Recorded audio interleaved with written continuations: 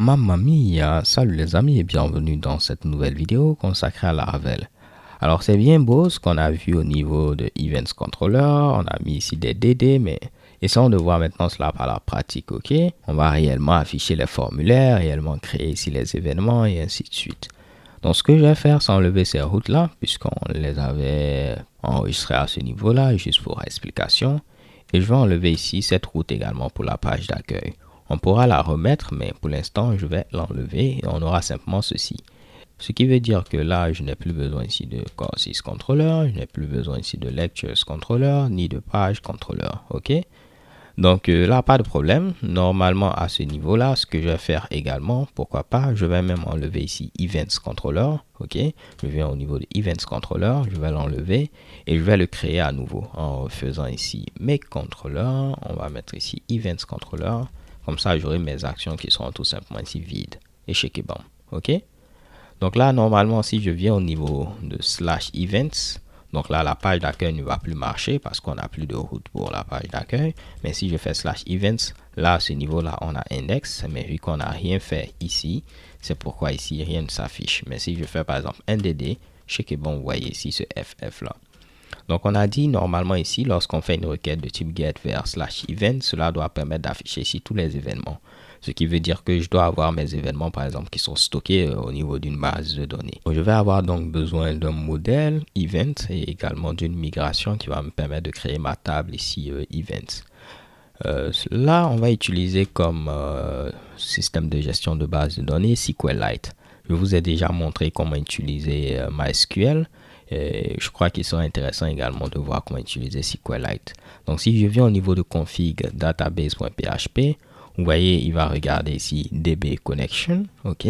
Et s'il ne trouve pas la variable d'environnement DB connection, donc là dans notre cas c'est MySQL, mais s'il ne trouve pas ici DB connection, alors il va prendre ici MySQL. Et nous on veut remplacer cela par SQLite, pas de problème. Donc si je viens ici et je mets maintenant ici SQLite, donc c'est ce qui sera utilisé à ce niveau-là. Et vous voyez que on a le driver qui est précisé. On a un préfixe, là on ne va pas avoir besoin de ce préfixe, mais il faudra préciser également le chemin qui mène tout simplement à notre base de données, ok? Et cela est présent au niveau de DB Database. Donc si on ne met pas ici DB Database, bon là par défaut il met le nom de la base de données comme si on utilisait ici MySQL, mais vu que je ne vais pas utiliser MySQL, je ne vais pas avoir besoin de tout cela, ok?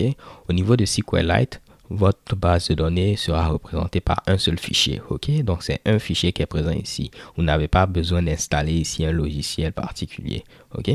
Donc à ce niveau-là, on n'a pas besoin de nom d'utilisateur, de mot de passe, ainsi de suite. C'est bon pour les petits tests en local, pour les petites applications, ok? Donc là, je vais enlever tout ceci. Et pour DB Database, je ne vais pas le préciser. Je vais garder le chemin par défaut.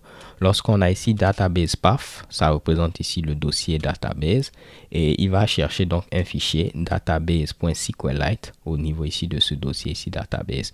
Donc je vais créer ici ce fichier-là, database.sqlite. Et vous allez voir, c'est celui-là qui va représenter maintenant notre base de données. C'est aussi simple de configurer SQLite en lieu et place ici d'utiliser MySQL. Donc là, on a modifié DB Connection pour qu'on puisse utiliser ici SQLite. On aurait pu même remplacer également par SQLite. Et vu que c'est ce qui est utilisé, on regarde de quoi il va avoir besoin. Ici, c'est simplement DB Database. Mais si on ne précise pas, par défaut, il considère que le nom, c'est Database SQLite. Et ça se trouve dans ce dossier-là. Donc là, pas de problème. Ce que je vais faire, je vais maintenant ici créer notre modèle que je vais appeler ici Event. Donc, je fais ici PHP Artisan, Make Model. Et comme je vous l'ai dit, j'aime mettre mes modèles dans un dossier ici modèle, en lieu place de les mettre directement à ce niveau-là, ok? Donc là, je vais enlever par exemple le modèle user, je ne vais pas en avoir besoin. De même au niveau de database migrations, je vais enlever les deux migrations qui sont là en rapport avec l'authentification. Je ne vais pas avoir à les utiliser. Au niveau également de factories, on va en reparler plus tard, mais je ne vais pas avoir besoin de ceci. Je peux même le laisser, ça ne va servir à rien, mais je peux l'enlever également, ok? Aussi, vous pouvez venir au niveau de app, HTTP, contrôleur hot, tout ce qui est en rapport avec hot, on peut ici l'enlever, on n'aura pas de problème. Donc là, je crée mon modèle. Il sera dans le dossier modèle. Donc je mets ici modèle / et je vais mettre mon M pour dire que en même temps que tu me crées mon modèle, tu me crées également ma migration. OK? Et si je valide, vous allez voir mon modèle sera créé au niveau d'un dossier modèle. C'est ici event. Et également ma migration sera créée ici. C'est ici Create Events Table. Là, on va faire très simple. On va dire pour un événement, on a simplement ici le titre et la description. OK? Donc, pour le titre, ce sera ici un élément de type string. Et pour la description, ce sera un élément de type texte. OK? Et je vais mettre ici tout simplement. Et je vais mettre ici description. Donc là, pour le up, c'est ceci. Pour le down, on supprime tout simplement la table events. Là, je crois que ce sera tout. Comme je l'ai dit, on ne va pas compliquer les choses. On aurait pu, par exemple, mettre le prix de l'événement, à quel moment l'événement aura lieu, ainsi de suite. Mais là, on va faire très simple.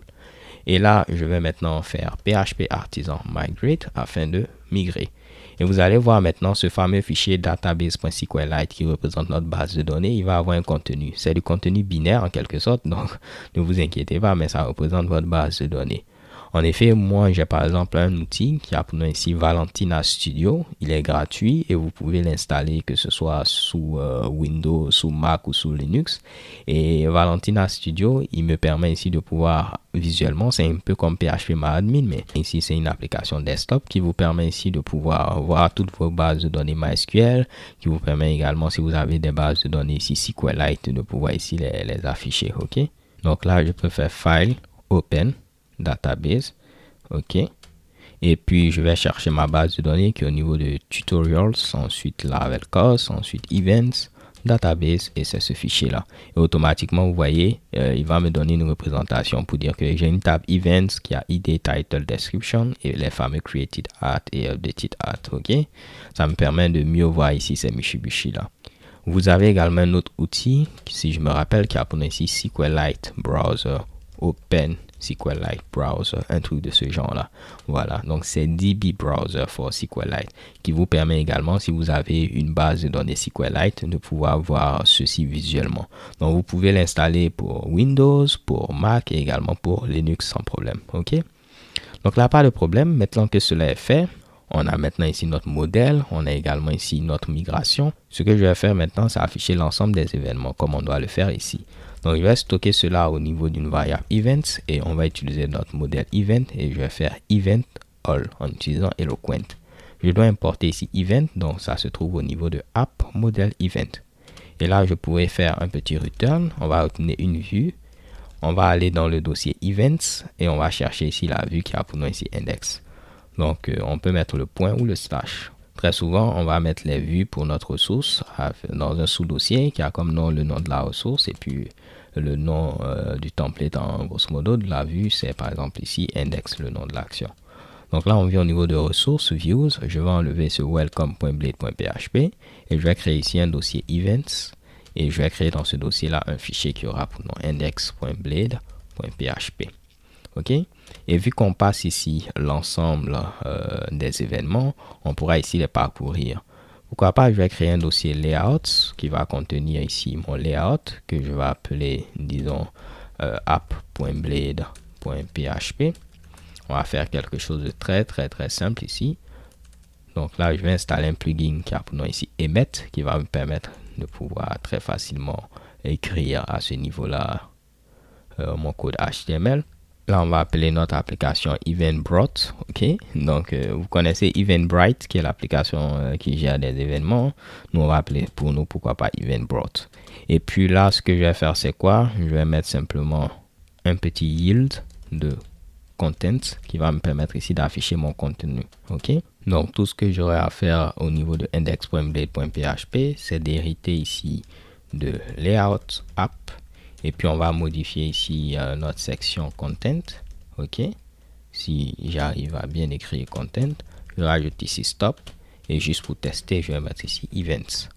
Je viens à ce niveau-là, j'actualise. On a une erreur. Donc là, vu que j'ai eu à modifier notre fichier d'environnement, le fichier .env, on doit ici stopper le serveur, OK, et le relancer. Donc, vous faites de même. Et puis, normalement, cela devrait fonctionner. Et vous voyez ici events. Donc, pas de problème. À ce niveau-là, maintenant, ce que je vais faire, c'est afficher events au niveau d'un H1. et on va parcourir l'ensemble des événements. Donc je fais ici for each $event as $event et je vais rajouter ici un for each, et pour chaque événement je vais mettre ceci au niveau d'un UL, et pour chaque événement on va juste afficher ici disons le titre. Donc je mets ici un LI et ce sera $event title. Ok, bon là on n'a pas d'événement, donc bon, rien ne sera affiché à ce niveau là, et de même on nous dit qu'on ne connaît même pas la variable events. Qu'est-ce qui s'est passé? J'ai oublié de passer ici events, donc je fais ici compact events. Ok, je viens à ce niveau, j'actualise et là on n'a aucun événement. Donc ce que je peux faire ici c'est quoi? Je peux vérifier s'il y a des événements d'abord. On va faire ici if count $events est supérieur à 0. En grosso modo, si on a les événements, on va faire ceci. Dans le cas contraire, on va afficher juste un message pour dire aucun événement pour le moment. Ok, donc désolé pour les accents, et là vous voyez chez Kebam aucun événement pour le moment. On aurait pu utiliser ici les collections également, vu qu'au niveau des collections on a une méthode count. Donc j'aurais pu faire ici $events count est supérieur à 0 et on aura le même résultat chez Kebam. On va essayer de créer ici deux événements juste pour tester. Donc à ce niveau là je vais faire un PHP artisan tinker. Donc je fais PHP artisan tinker. Je pourrais mettre ici app model event et puis on va créer ici un événement. Donc là c'est clair, on aura ici une erreur de mass assignment, juste pour vous le montrer. Si je tente de créer un événement qui a comme titre événement event 1 et comme description ici on va mettre ici super event 1. Ok, on aura ici une erreur de type mass assignment. On va nous dire tout simplement ici qu'on ne peut pas mass assigner ici le title ni la description. Donc pas de problème. Au niveau de app model event, on va mettre ici protected $fillable, et puis là on va dire qu'on peut mass assigner le title et la description.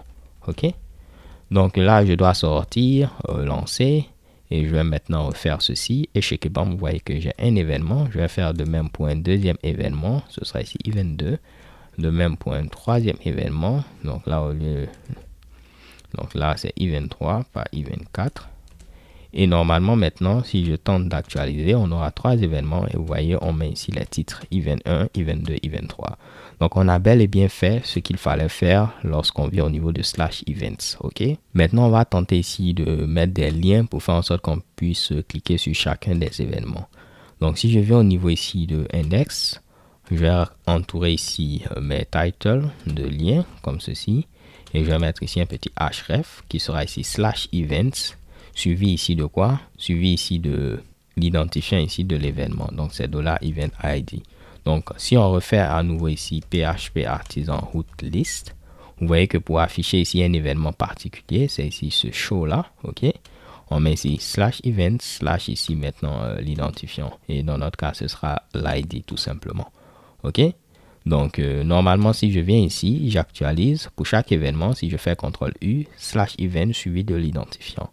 Mais comme je vous l'ai dit, en lieu et place d'utiliser ici l'URL en hard-codé comme ceci, si après on veut changer ceci par E simplement, on va se fatiguer. Donc on peut utiliser le nom de la route qui est ici quoi? Event.show. Donc là je ne vais pas changer ici les noms des routes, je vous ai déjà montré comment changer. Mais là on va maintenant utiliser notre fameux helper route. Donc je peux mettre ici route. Et oups, je dois fermer ceci. Le nom de la route c'est ceci, event.show. Et vous voyez que je dois dire à quoi correspond ici event. Ok, donc ce que vous pouvez faire, c'est mettre ici un tableau pour dire que ce event qui représente le paramètre en question, il correspond à $event ici ID, comme ceci. Ok, donc j'ai mis ici route, event show, et je dis que pour cette route, on a besoin d'un paramètre ici event, et la valeur c'est tout simplement l'identifiant de l'événement sur lequel on est en train de boucler. Et si j'actualise, et là j'ai cette erreur là, sûrement je me suis trompé quelque part. Oui, c'est ici, désolé les gars. Ok, donc là j'ai mes doubles accolades comme ceci, et je fais maintenant ceci. Normalement cela devrait fonctionner, et chez Kebam voici le résultat. Et si je fais CTRL U, on a quasiment la même chose, simplement que je n'ai pas ici hard-codé ici mes différentes URL. Ok, un truc très intéressant c'est quoi? C'est que par défaut vous pouvez même passer au niveau de la Laravel $event. Laravel saura que par défaut vous voulez l'identifiant et il va mettre cela pour vous. Ok, donc si je viens ici, je tente d'actualiser, vous voyez que on aura ici la même chose. En effet, cela est dû à ce qu'on appelle le root key name. Si je viens au niveau de notre modèle event, il existe ici une méthode qui a pour ainsi get root key name. Ok. Si je tente de cliquer pour trouver ici cette méthode, vous voyez que cette méthode, tout ce qu'elle fait, elle appelle une autre méthode qui a pour nom ici getKeyName. Elle est présente au niveau ici de la classe modèle dont on hérite. Et si je clique sur getKeyName, tout ce qu'elle fait, elle retourne par défaut ici la clé primaire. Ok? Et la clé primaire, c'est l'identifiant.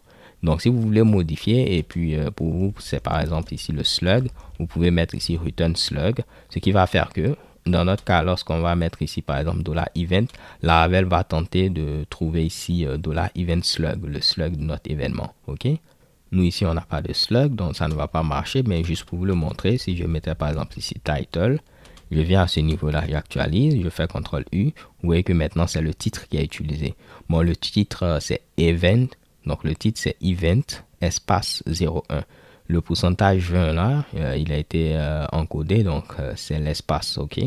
Donc c'est comme si on a event, donc c'est event espace 1, event espace 2, l'espace est représenté ici par le pourcentage 20, ok? Donc ça peut être intéressant si vous souhaitez ici modifier un peu l'attribut qui est utilisé pour vos URL. Donc là, on va laisser ceci, donc il va prendre l'identifiant, vu que j'ai enlevé ceci et on a le même résultat. Un autre truc également intéressant, on aurait pu directement passer ce paramètre-là, qui est l'identifiant ici de tout simplement notre événement. Et vous allez voir, normalement, on aura le même résultat et chez Kebab, ok? Et comme je vous l'ai dit, on peut directement mettre event, il saura qu'il doit appeler ici la clé primaire par défaut, qui représente ici l'identifiant, et on aura le même résultat et chez Kebab. Ok, donc vous avez plusieurs moyens et j'ai essayé de vous montrer ici tous ces Mitsubishi. Généralement, quand j'ai un seul paramètre, je préfère écrire cela comme ceci, mais je vous ai montré également la notation avec les tableaux. Comme ça, si vous avez plusieurs paramètres à passer, par exemple ici, comme on l'a vu pour les nested resources, avec ici les cours et les leçons, vous aurez pu mettre ici cours correspond à temps, virgule, lecture correspond à telle chose et comme ceci et ainsi de suite. Ok. Donc là, on va mettre ici event légal et puis on va vérifier que tout fonctionne comme on le souhaite. Et chez Kebab, si on clique maintenant, on est redirigé vers event 1.